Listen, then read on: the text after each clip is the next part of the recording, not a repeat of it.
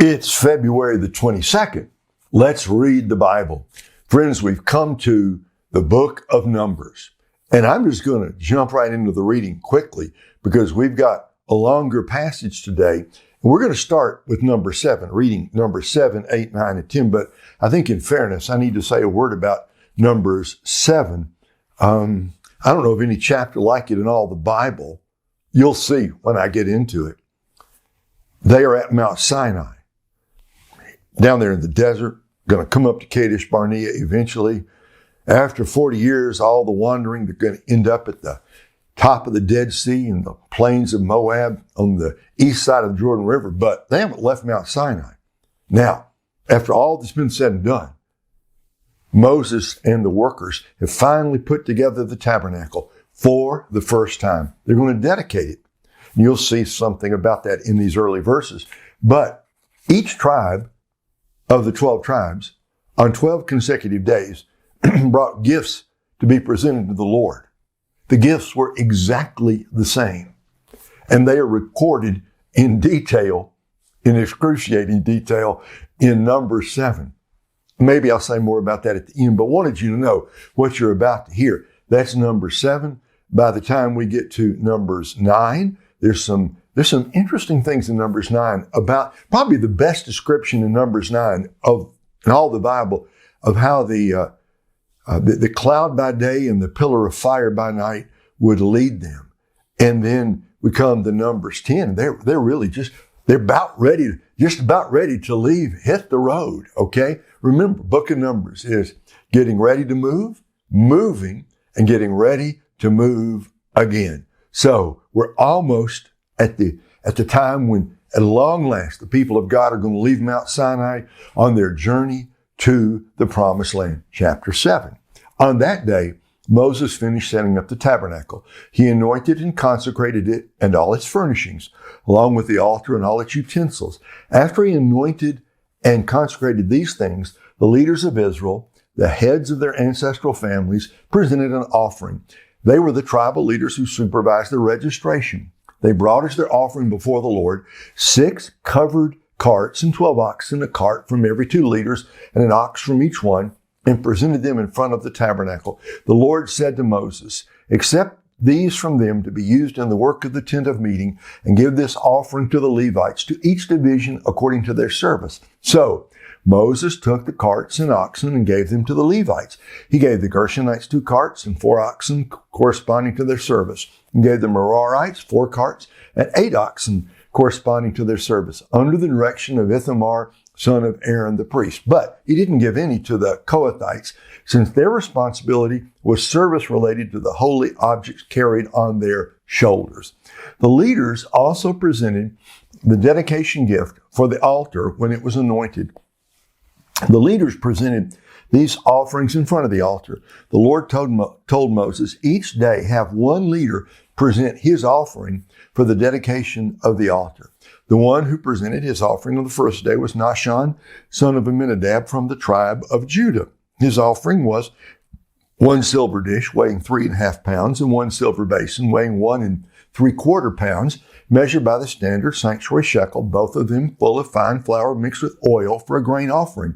1 gold bowl weighing 4 ounces, full of incense, 1 young bull, 1 ram, and 1 male lamb a year old for a burnt offering, 1 male goat for a sin offering, and 2 bulls, 5 rams, 5 male goats, and 5 male lambs a year old for the fellowship offering. This was the offering of Nahshon, son of Amminadab. On the second day, Nethanel, son of Zuar, leader of Issachar, presented an offering. As his offering, he presented 1 silver dish weighing 3.25 pounds, 1 silver basin weighing 1 3/4 pounds, measured by the standard sanctuary shekel, both of them full of fine flour mixed with oil for a grain offering.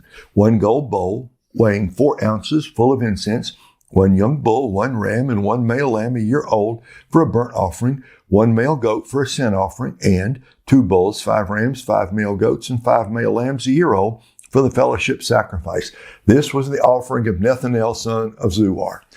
On the third day, Eliab, son of Helon, leader of the Zebulunites, presented an offering. His offering was 1 silver dish weighing 3.25 pounds and 1 silver basin weighing 1 3/4 pounds, measured by the standard sanctuary shekel, both of them full of fine flour mixed with oil for a grain offering, 1 gold bowl weighing 4 ounces full of incense, 1 young bull, 1 ram, and 1 male lamb a year old for a burnt offering, 1 male goat for a sin offering, and 2 bulls, 5 rams, 5 male goats, and 5 male lambs a year old for the fellowship sacrifice. This was the offering of Eliab, son of Helon. On the 4th day, Eliezer, son of Shadur, leader of the Reubenites, presented an offering. His offering was 1 silver dish weighing 3 1/4 pounds and 1 silver basin weighing 1 3/4 pounds, measured by the standard sanctuary shekel, both of them full of fine flour mixed with oil for a grain offering, 1 gold bowl weighing 4 ounces full of incense, 1 young bull, 1 ram, and 1 male lamb a year old for a burnt offering, 1 male goat for a sin offering, and 2 bulls, 5 rams, 5 male goats, and 5 male lambs a year old for the fellowship sacrifice. This was the offering of Eliezer, son of Shadur. On the 5th day, Shelumiel, son of Zerubbabel, leader of the Simeonites, presented an offering.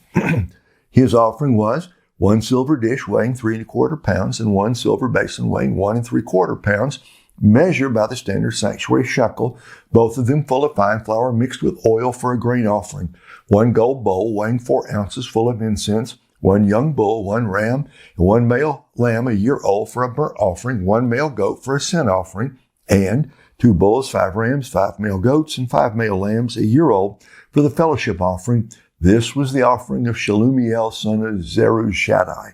On the 6th day, Eliasaph, son of Duel, leader of the Gadites, presented an offering. His offering was 1 silver dish weighing 3 1/4 pounds and 1 silver basin weighing 1 3/4 pounds, measured by the standard sanctuary shekel, both of them full of fine flour mixed with oil for a grain offering, 1 gold bowl weighing 4 ounces full of incense, 1 young bull, 1 ram, and 1 male lamb a year old for a burnt offering, 1 male goat for a sin offering, and 2 bulls, 5 rams, 5 male goats, and 5 male lambs a year old for the fellowship sacrifice. This was the offering of Eliasaph, son of Duel. On the 7th day, Elishama, son of Ammihud, leader of the Ephraimites, presented an offering. His offering was 1 silver dish weighing 3 1/4 pounds and 1 silver basin weighing 1 3/4 pounds, measured by the standard sanctuary shekel, both of them full of fine flour mixed with oil for a grain offering, 1 gold bowl weighing 4 ounces full of incense, 1 young bull, 1 ram, and 1 male lamb a year old for a burnt offering, 1 male goat for a sin offering, and 2 bulls, 5 rams, 5 male goats, and 5 male lambs a year old for the fellowship offering. This was the offering of Elishama, son of Ammihud. On the 8th day, Gamaliel, son of Pedazur, leader of the Manassites, presented an offering. His offering was 1 silver dish weighing 3 1/4 pounds and 1 silver basin weighing 1 3/4 pounds, measured by the standard sanctuary shekel, both of them full of fine flour mixed with oil for a grain offering, 1 gold bowl weighing 4 ounces full of incense, 1 young bull, 1 ram, and 1 male lamb a year old for a burnt offering, 1 male goat for a sin offering, and 2 bulls, 5 rams, 5 male goats, and 5 male lambs for the fellowship offering. This was the offering of Gamaliel, son of Pedazur. On the 9th day, Abidan, son of Gideoni, leader of the Benjaminites, presented an offering. His offering was 1 silver dish weighing 3 1/4 pounds and 1 silver basin weighing 1 3/4 pounds, measured by the standard sanctuary shekel, both of them full of fine flour mixed with oil for a grain offering, 1 gold bowl weighing 4 ounces full of incense, 1 young bull, 1 ram, and 1 male lamb a year old for a burnt offering, 1 male goat for a sin offering, and 2 bulls, 5 rams, 5 male goats, and 5 male lambs a year old for the fellowship sacrifice. This was the offering of Abidan, son of Gideoni. On the 10th day, Ahiezer, son of Ammishaddai, leader of the Danites, presented an offering. His offering was 1 silver dish weighing 3 1/4 pounds and 1 silver basin weighing 1 3/4 pounds, measured by the standard sanctuary shekel, both of them full of fine flour mixed with oil for a grain offering, 1 gold bowl weighing 4 ounces full of incense, 1 young bull, 1 ram, and 1 male lamb a year old for a burnt offering, 1 male goat for a sin offering, and 2 bulls, 5 rams, 5 male goats, and 5 male lambs a year old for the fellowship sacrifice. This was the offering of Ahiezer, son of Ammishaddai. On the 11th day, Pagiel, son of Ochran, leader of the Asherites, presented an offering. His offering was 1 silver dish weighing 3 1/4 pounds, and 1 silver basin weighing 1 3/4 pounds, measured by the standard sanctuary shekel, both of them full of fine flour mixed with oil for a grain offering. 1 gold bowl weighing 4 ounces full of incense, 1 young bull, 1 ram, and 1 male lamb a year old for a burnt offering, 1 male goat for a sin offering, and 2 bulls, 5 rams, 5 male goats, and 5 male lambs a year old for the fellowship sacrifice. This was the offering of Pagiel, son of Ochran. On the 12th day, Ahira, son of Enan, leader of the Naphtalites, presented an offering. His offering was 1 silver dish weighing 3 1/4 pounds, and 1 silver basin weighing 1 3/4 pounds, measured by the standard sanctuary shekel, both of them full of fine flour, mixed with oil for a grain offering. 1 gold bowl weighing 4 ounces full of incense, 1 young bull, 1 ram, and 1 male lamb a year old for a burnt offering, 1 male goat for a sin offering, and 2 bulls, 5 rams, 5 male goats, and 5 male lambs a year old for the fellowship sacrifice. This was the offering of Ahira, son of Enan. This was the dedication gift from the leaders of Israel for the altar when it was anointed. 12 silver dishes, 12 silver basins, and 12 gold bowls. Each silver dish weighed 3 1/4 pounds, and each basin 1 3/4 pounds. The total weight of the silver articles was 60 pounds, measured by the standard sanctuary shekel. The 12 gold bowls full of incense each weighed 4 ounces, measured by the standard sanctuary shekel. The total weight of the gold bowls was 3 pounds. All the livestock for the burnt offering totaled 12 bulls, 12 rams, and 12 male lambs a year old, with their grain offerings, and 12 male goats for the sin offering. All the livestock for the fellowship sacrifice totaled 24 bulls, 60 rams, 60 male goats, and 60 male lambs a year old. This was the dedication gift for the altar after it was anointed. When Moses entered the tent of meeting to speak with the Lord, he heard the voice speaking to him from above the mercy seat that was on the ark of the testimony, from between the 2 cherubim. He spoke to him that way.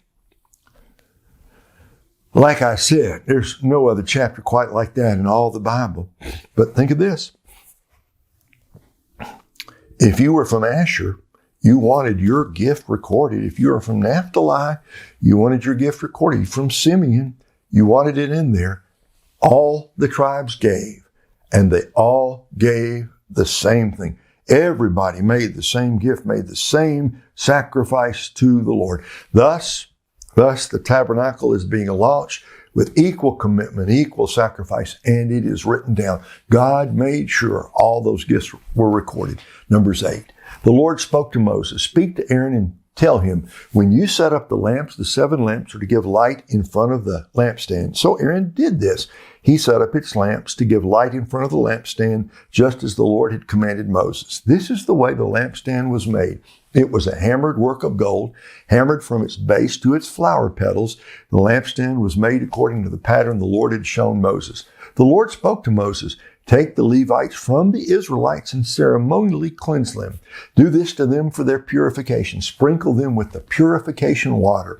Have them shave their entire bodies and wash their clothes, and so purify themselves. They are to take a young bull and its grain offering of fine flour mixed with oil, and you are to take a second young bull for a sin offering. Bring the Levites before the tent of meeting and assemble the entire Israelite community. Then present the Levites before the Lord and have the Israelites lay their hands upon them. Aaron is to present the Levites before the Lord as a presentation offering from the Israelites so that they may perform the Lord's work. Next, the Levites are to lay their hands on the heads of the bulls. Sacrifice one as a sin offering and the other as a burnt offering to the Lord to make atonement for the Levites. You are to have the Levites stand before Aaron and his sons, and you are to present them before the Lord as a presentation offering. In this way, you are to separate the Levites from the rest of the Israelites so that the Levites will belong to me. After that, the Levites may come to serve at the tent of meeting once you have ceremonially cleansed them and presented them as a presentation offering. For they have been exclusively assigned to me from the Israelites. I have taken them for myself in place of all who come first from the womb, every Israelite firstborn.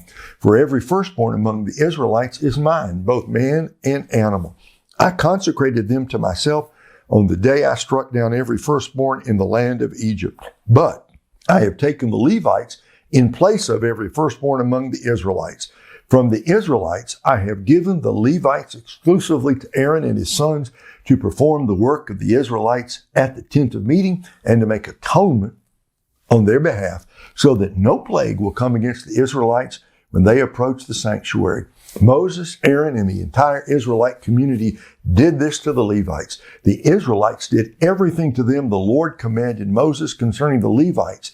The Levites purified themselves and washed their clothes. Then Aaron presented them before the Lord as a presentation offering. Aaron also made atonement for them to cleanse them ceremonially. After that, the Levites came to do their work at the tent of meeting in the presence of Aaron and his sons. So they did to them as the Lord had commanded Moses concerning the Levites. The Lord spoke to Moses in regard to the Levites.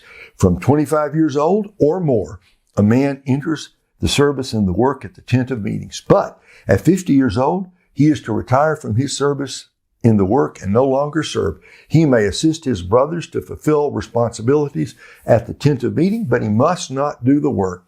This is how you are to deal with the Levites concerning their duties.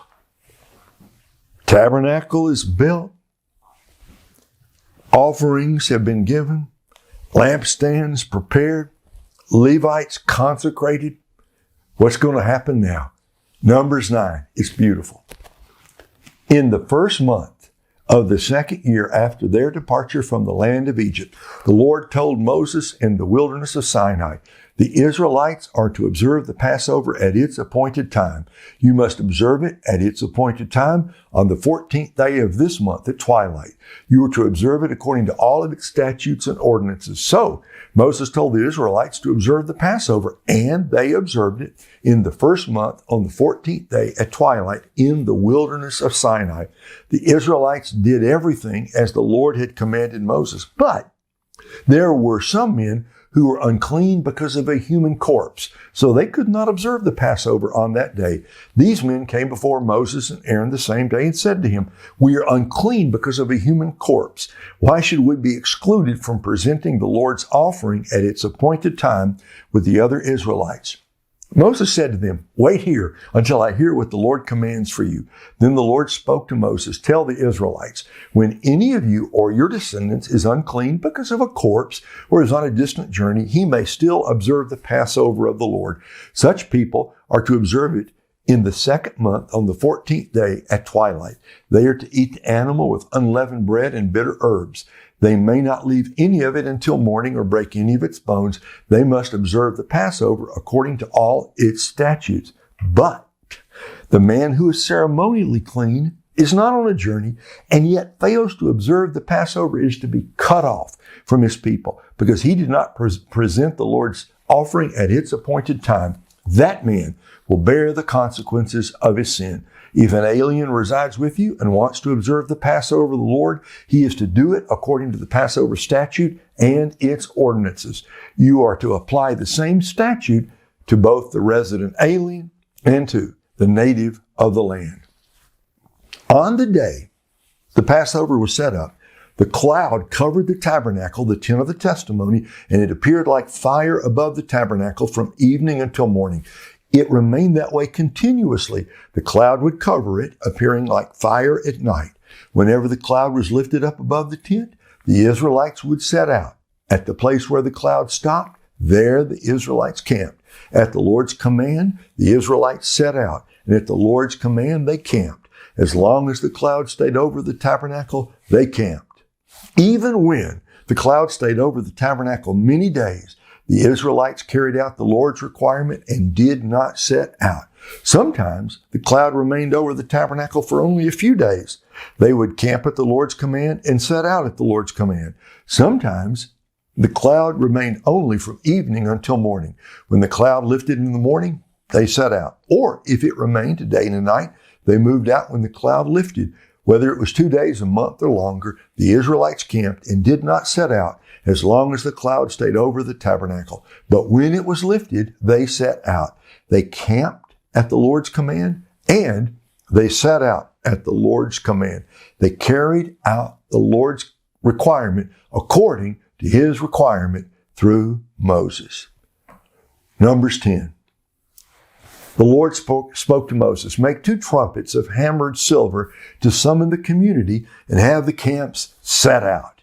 When both are sounded in a long blast, the entire community is to gather before you at the entrance to the tent of meeting. However, if one is sounded, only the leaders, the heads of Israel's clans, are to gather before you. When you sound short blasts, the camps pitched on the east are to set out. When you sound short blasts a second time, the camps pitched on the south are to set out. Short blasts are to be sounded for them to set out. When calling the assembly together, you are to sound long blasts, not short ones. The sons of Aaron, the priests, are to sound the trumpets. Your use of these is a permanent statute throughout your generations. When you enter into battle in your land against an adversary who is attacking you, sound short blasts on the trumpets, and you will be remembered before the Lord your God and be saved from your enemies. You are to sound the trumpets over your burnt offerings and your fellowship sacrifices, and on your joyous occasions, your appointed festivals, and the beginning of each of your months. They will serve as a reminder for you before your God. I am the Lord your God." During the second year, in the second month, on the 20th day of the month, the cloud was lifted up from the tabernacle of the testimony. The Israelites traveled on from the wilderness of Sinai, moving from one place to the next until the cloud stopped in the wilderness of Paran. They set out for the first time according to the Lord's command through Moses. The military divisions of the camp of Judah's descendants with their banner set out first, with Nahshon, son of Amminadab, and Nahshon, son of Amminadab, was over their divisions. Nethanuel, son of Zuar, was over the division of the tribe of Issachar's descendants, and Eliab, son of Helon, was over the division of the tribe of Zebulun's descendants. The tabernacle was taken down, and the Gershonites and the Merarites set out, transporting the tabernacle. The military divisions of the camp of Reuben, with their banner set out, and Elizur, son of Shadur, was over their divisions. Shalumiel, son of Zuri Shaddai, was over the division of the tribe of Simeon's descendants, and Eliasaph, son of Duel, was over the division of the tribe of Gad's descendants. The Kohathites then set out, transporting the holy objects. The tabernacle was to be set up before their arrival. Next, the military divisions of the camp of Ephraim's descendants with their banner set out, and Elishama, son of Ammihud, was over their divisions. Gamaliel, son of Pedazur, was over the division of the tribe of Manasseh's descendants, and Abidan, son of Gideoni, was over the division of the tribe of Benjamin's descendants. The military divisions of the camp of Dan's descendants with their banner set out, serving as rear guard for all the camps, and Ahiezer, son of Ammishaddai, was over their divisions. Pagiel, son of Achran, was over the division of the tribe of Asher's descendants, and Ahira, son of Enan, was over the division of the tribe of Naphtali's descendants. This was the order of march for the Israelites by their military divisions as they set out. Moses said to Hobab, descendant of Ruel the Midianite, and Moses' relative by marriage, "We are setting out for the place the Lord promised. I will give it to you. Come with us. We will treat you well.